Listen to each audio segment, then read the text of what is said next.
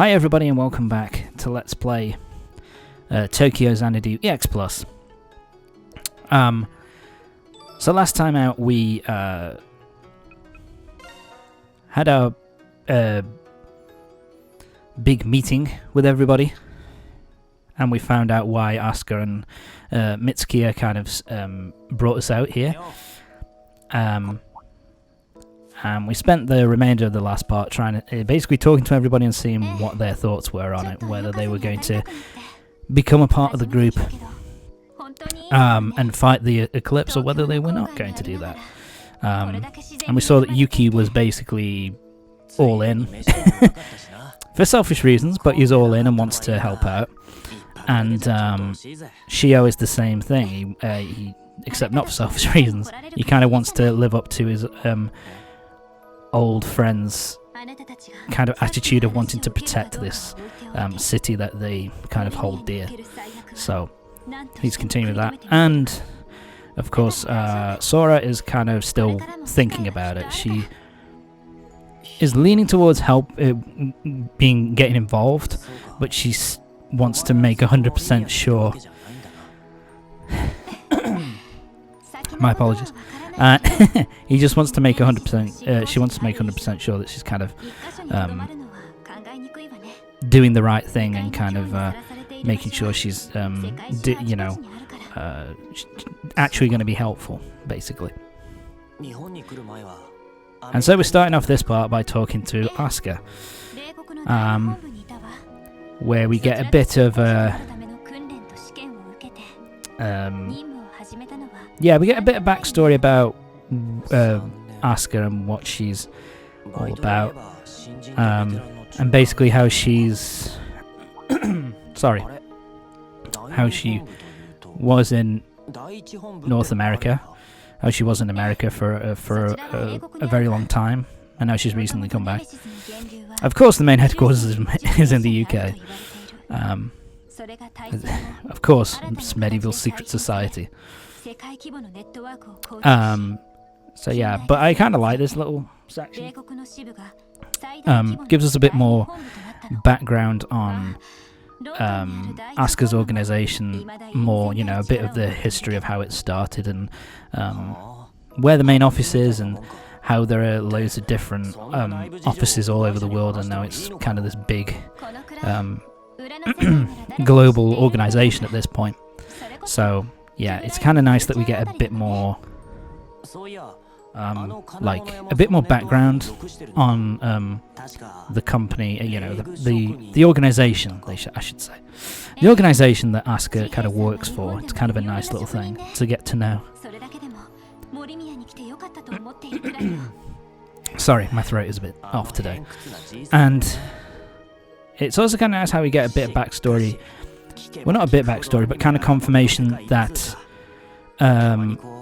Mayu and her granddad, who are the main kind of guys who make the weapons for us and all that kind of thing, upgrade our weapons and stuff, how they're like a major person in this organization and a really big deal in the underground scene.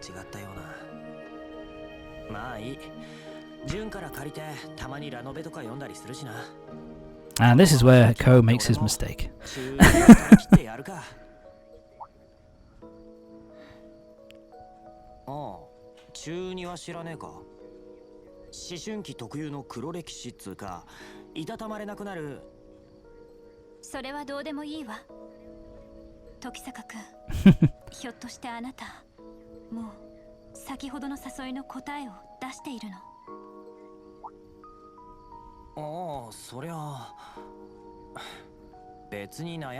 Yeah, this is where Asuka kind of gives him some advice, shall we say.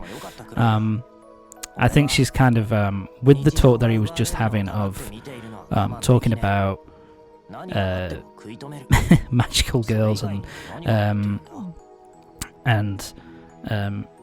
all this kind of stuff, and kind of likening the stuff that she does to that kind of thing, if you know what I mean. It kind of I think she kind of thinks that he's not being completely serious about it, that he's not really giving this his full consideration like he should be, you know, and that he's not really, you know, that he's taking this a bit too lightly. And so she kind of asked him this question. She basically says to him, you know, what the hell happened? You know, why are you jump in and help whenever you know, without really thinking of your own safety, whenever you have the opportunity to. So what is the reason why you do that? Why do you just jump into situations which aren't really your business and just try and get involved with this stuff? Do you have a personal reason as to why you want to be dealing with the Eclipse?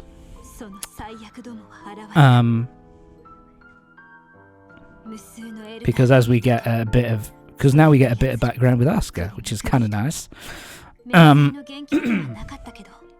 Sorry, basically Asuka's deal was that her mum and dad were a major part of the group that she's a part of now, and they were enforcers just like she was, and they were involved in the major disaster which happened 10 years ago. And I think this is kind of an interesting point here, where basically they did to her what she did to Ko earlier on in the game, where they fought against this horde of demons, of Eclipse creatures that they could not possibly hope to win against, and they kind of sealed her up in a barrier to kind of keep her safe and to kind of stop her from getting hurt. And it's also the sorry, and it's also the basically Asuka's soul device was originally her mom's soul device, and that she passed it on to her with help from their dad before they both died protecting the city from all these Eclipse monsters that kind of descended on the town on Morimiya 10 years ago, or on Tokyo 10 years ago. And that's the reason why she does what she does, is that she fights because basically she keeps pushing, you know, she feels as if her mom gave her this power, gave her this a weapon to kind of fight back against these things, and so she feels like, apart from it being the right thing to do, she feels as if she has to do it for the memory of her mother. And so she has a really strong reason. And so Asuka is kind of like here, basically saying to Ko, yeah, you should really be thinking about this shit more clearly, because you really need to have a strong reason and a strong motivation in order for you to push through and survive through all this crap that you're going to have to deal with. And so she kind of, it's kind of an interesting one, because she kind of tells him off in a way, and kind of calls out his bullshit, but at the same time she's doing it for, you know, with good reason in mind. She's kind of doing it because she doesn't want him to kind of decide something on a whim and kind of be stuck in this kind of really dangerous and bad situation, when he doesn't really have the resolve strong enough to kind of handle and deal with it, if you know what I mean. So it's having a go at him in a way, but it's also coming from a place of she wants to, you know, protect him. She doesn't want him to get in over his head and get really seriously hurt just because he makes a snap decision here. And this is something which I kind of like about this story here, that usually with these kind of stories, the main character you don't really look deeply at all into why the fuck they do the things that they do. You know, it's just a thing that happens. They are a good person, so therefore they're going to do the right thing and protect people and help and just help as much as they can because that's what they do. There's no real thought put into it. And I kind of like here how Ko actually has a bit of self-reflection where he's like, you know, since middle school he's kind of been pushing I love this realization. Whiny adolescence is middle school. I like that. But yeah, he basically, you know, he kind of here is like, he has some self-reflection about, you know, how he's pushed a lot of people away and kind of, you know, stopped doing his martial arts training, stopped kind of hanging out with Shiori and the rest of the gang quite as much and just thrown himself into work because he didn't really want to deal with things, didn't want to become too kind of attached, I guess is kind of the word. And I think it's kind of nice that he actually has a realization of, oh, why do I do what I do? Like, why have I, you know, thrown myself into work and not bothered to try and hang out with my friends as much and not, you know, given up on the, sorry, and given up on the, you know, on martial arts training and all that. Why is all this stuff happening? You know, why, you know, he's kind of thinking, well, why the fuck am I doing it? And I also like that he has the realization of, oh, yeah, when I joked about that stuff with Hiragi, it probably sounded a lot worse to her than I meant it to. And so he kind of has the realization, yeah, I probably shouldn't do that anymore. It's not a really good thing. But we now it's time to have a little bit of a chat with Shiori and see if we can get to a conclusion on what Ko's actually going to do.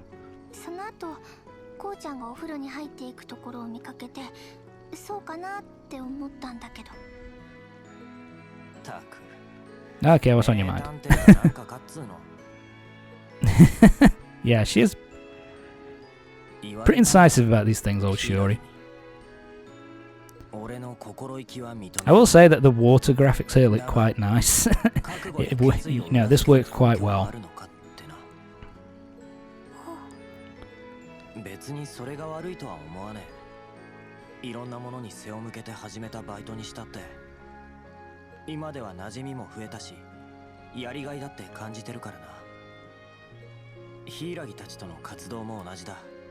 Yeah, but, you know, and this is something I like as well, that he kind of realizes that he's been kind of just pushing everyone away and kind of just throwing himself into work just to kind of be by himself all the time. And I think here he kind of realizes, because, you know, because it's something that happens with, it happened with Asuka as well, that she kind of had to learn to trust in everybody else and not just, you know, and not just have to do everything all by herself.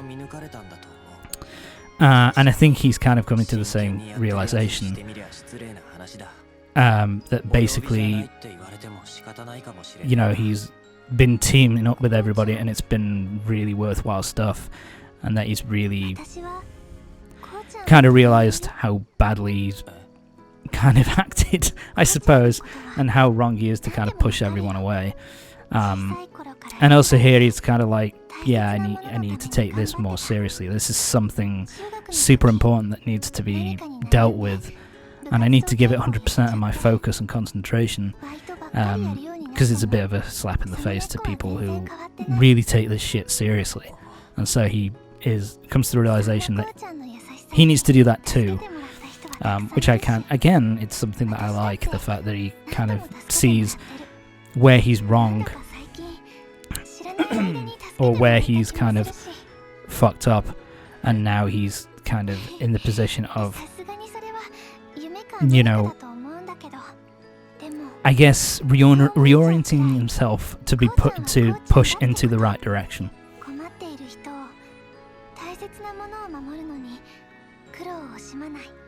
And Shiori gives him a little bit of assistance in it, which is something, again, this is something I like.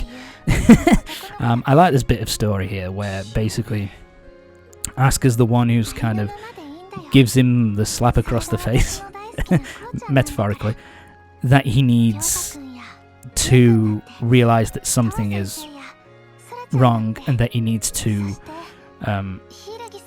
get something, he needs to get, himself in order and actually work stuff out and really think about things clearly. And Shiori is the one to basically say,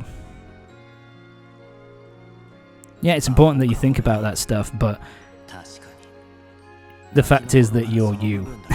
And you're gonna, it's always been in your nature since you were a kid to reach out to people who are in trouble. And so you're always sticking your nose into other people's business because you care about them and you want to lend a helping hand whenever you can. And that isn't ever really going to change.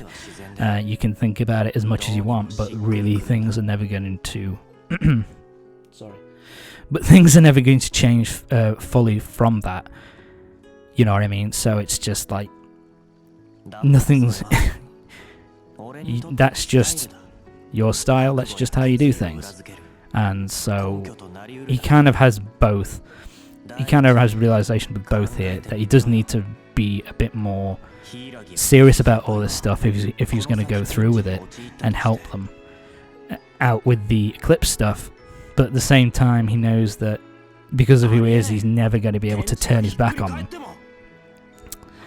And he kind of comes to a head where he thinks about what would he do if Mitsuki and Asuka were in trouble. Would he just turn their back on him and just pretend like he saw nothing? And the answer is no. He's not going to do that. He's going to go in and help them because he has the ability to do it and because he wants to do that, more importantly. So, yeah, I kind of like his response, which is basically, I shouldn't overthink this stuff, and I should just do what I feel is right, but at the same time, it was good to have a bit of self-reflection to kind of work out to work out what the hell's going wrong, to make sure I am doing the right thing and that he's kind of pointed in the right direction, as it were. And yeah, Shiori then kind of confirms to him. She kind of made asked Asuka to kind of look out for Ko, and Sora as well, to look out for him to make sure that he's okay.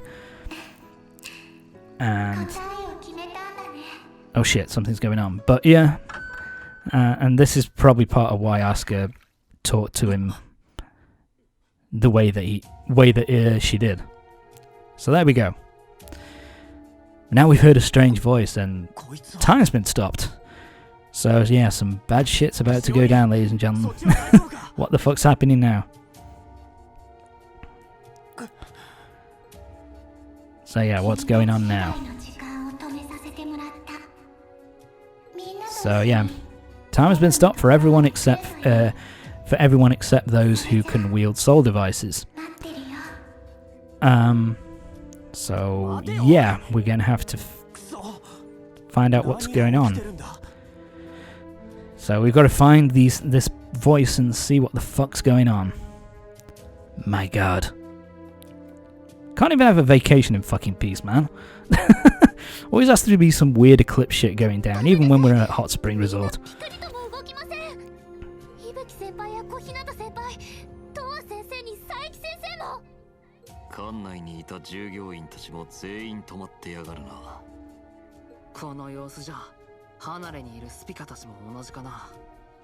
Yep, everybody's trapped and kind of frozen in time. Yep. So guess what that means, ladies and gentlemen. Another dungeon! So yeah, that's what we've got to do. So that's what we've got to do next. Find out who the fuck's doing this, and put a stop to him. My apologies. My throat's not in a good way today. Shit. I hear bells. So, ooh. Well, that's not a good sign.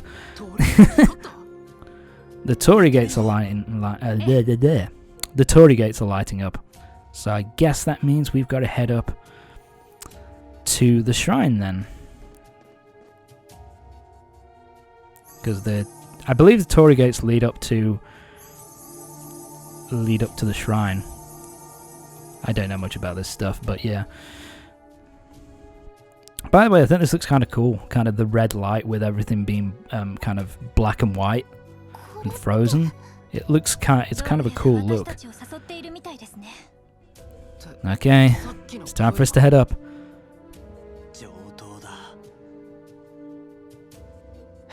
But yeah, the voice said as well that basically now kind of started talking after Ko kind of worked out what it was he was going to do. And so I guess my assumption is that the voice, whoever it is kind of waiting for all these guys to work out what they're going to be doing about the Eclipse and whether they're going to be teaming up to take on the Eclipse or not. Hello. We've seen you a few times before, haven't we? And this is kind of the first time where we actually get a name for this character, where we finally find out a little, not much, but we find out a little something about her. This is Rem, Child of the Eclipse.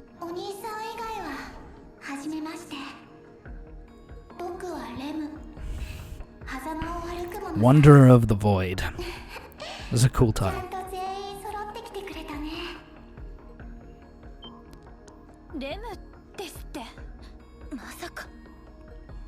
Yeah, they don't really explain this. It's just basically, at least not now, they basically, Asuka and Mitsuki kind of explain it as,